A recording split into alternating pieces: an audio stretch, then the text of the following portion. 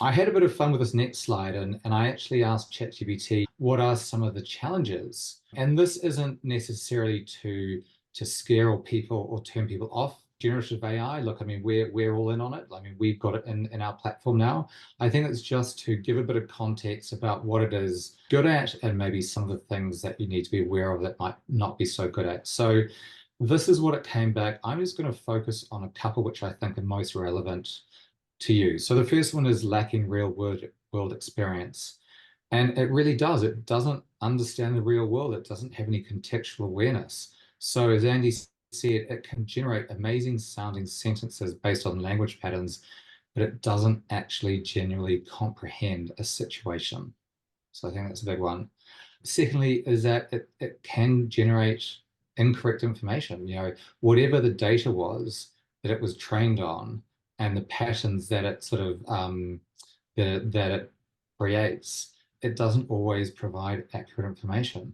So, when it has to be right, it has to be accurate, you have to have specific knowledge. Again, that's just something to consider.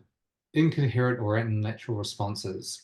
I mean, I definitely do think I've heard this said by a number of people that they can actually tell if an entire piece of content has been written by generative AI and then sort of hasn't had anyone go through and maybe edit it or fine tune it.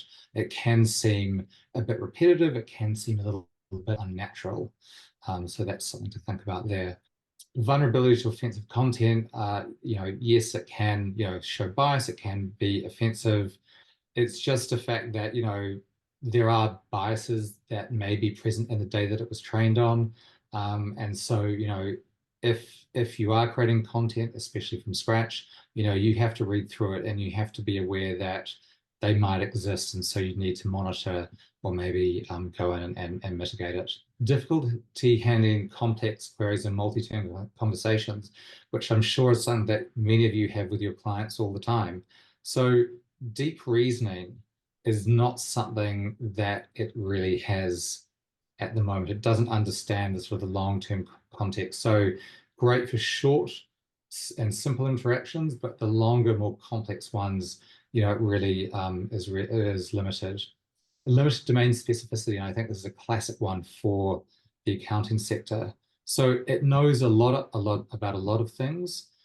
So it has a wide breadth of information, but it's not particularly deep, depending on what it was trained on. So, you can't get much more specific than the conversations that you'll be having with your clients or your small business clients about, various aspects of their individual business in a specific market, in a specific industry. And so again, ChatGPT knows a lot of things about a lot of different things, but not necessarily very much.